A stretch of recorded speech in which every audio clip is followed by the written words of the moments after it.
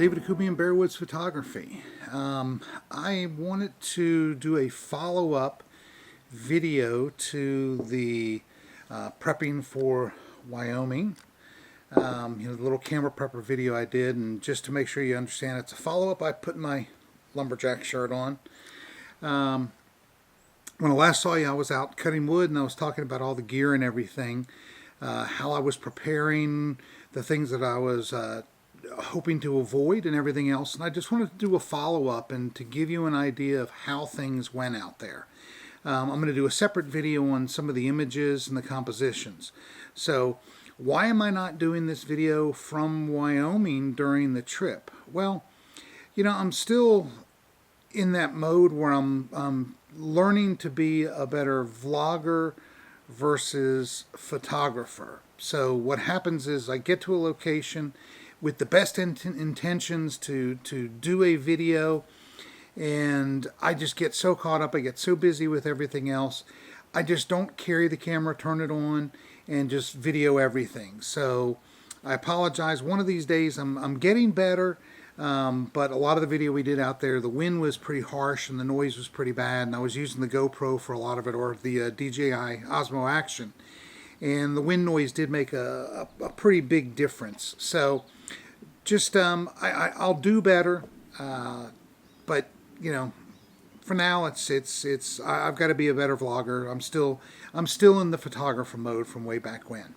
So let's talk about what I was going to take out, the precautions that I took, and how did everything work out.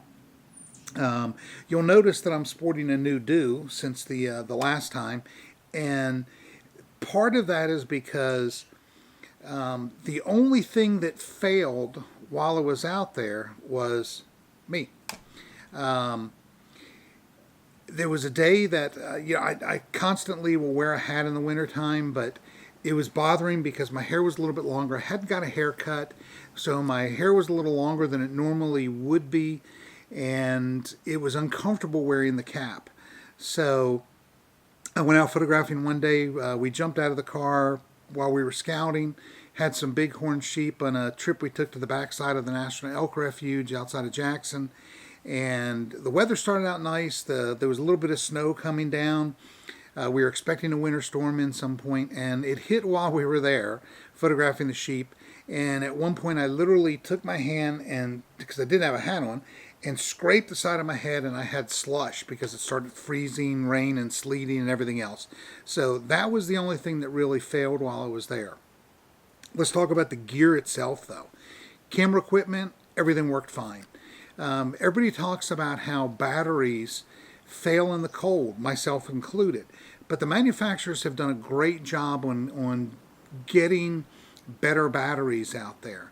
The Nikon Z7 that I took, I replaced the battery twice, not because of the cold, but instead of the number of shots that I took. It just simply was wearing down. I was getting ready to go photograph something else. I didn't want to run out of battery power in the middle of it, so I went ahead and changed the battery. The Sony, an entire week of shooting, I did not change until probably the fourth day, maybe fifth day even, and it was only down to about 62% at that point, but we were going to go out in the morning and photograph. Excuse me. And I really didn't want to worry about, in the middle of shooting sunrise, have to worry about changing batteries. So batteries were not an issue. Had plenty of spares, but I never had to use them. So, good job manufacturers on making batteries that handle the cold better. My lenses, absolutely phenomenal, flawless. Autofocus continued to work even in the coldest of days when it was, in the single digits with wind chills. Don't even know what they were at, probably zero, below zero. Not a problem with the lenses at all. Taking the lenses coming from the cold into the warm, from the warm into the cold. The weather sealing, construction, and everything else helped keep any moisture from condensating, freezing up, anything. All was good. I made sure that when I brought my gear in, I let it warm up slowly.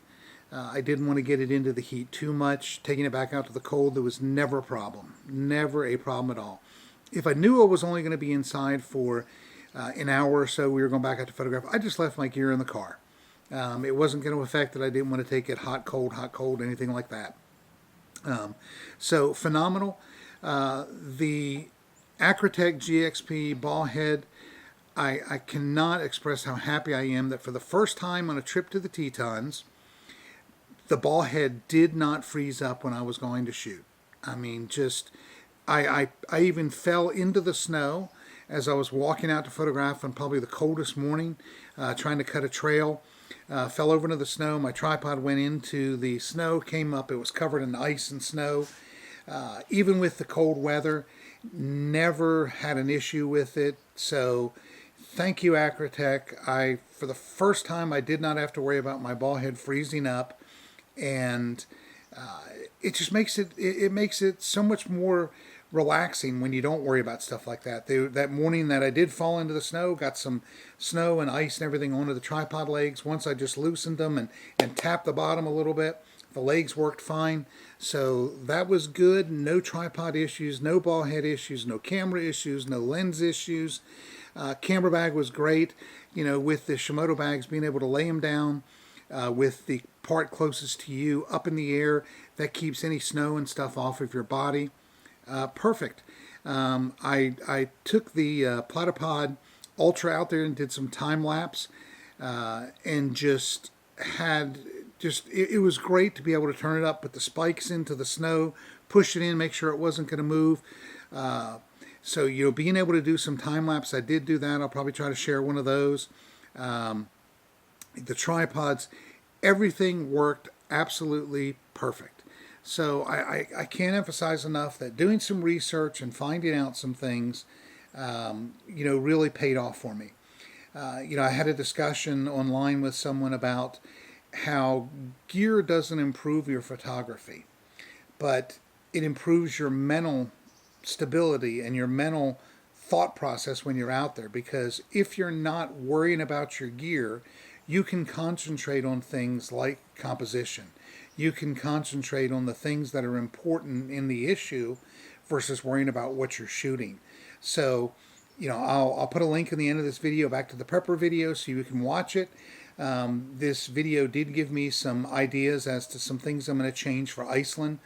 I was really hoping that the new Tamron 70 to 180 would be available before I go to Iceland next month, but it's not. So I've contacted Tamron about using a 35-150 Canon mount, which I'm doing this video with. Actually, it came in yesterday.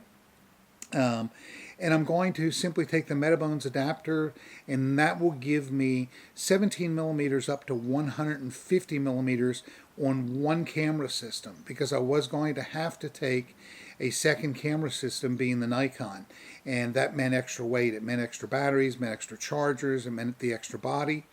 So the glass is important to me, not as much the system. So that's the one change, and I'll do a video before I head to Iceland to show you what I'm doing. My next video, though, I'm going to take some of the images that I did, and I'm going to walk you through the compositions that I did. I'm going to throw the raw image up there and then show you how my processing did. I'm not going to go through the processing steps, but I'm going to show you what I started with, what I envisioned, and then what I ended up with. And I'll do it with several of the images. So that'll come out in a couple days, hopefully. Again, thank you for always watching my videos, taking the time to do them.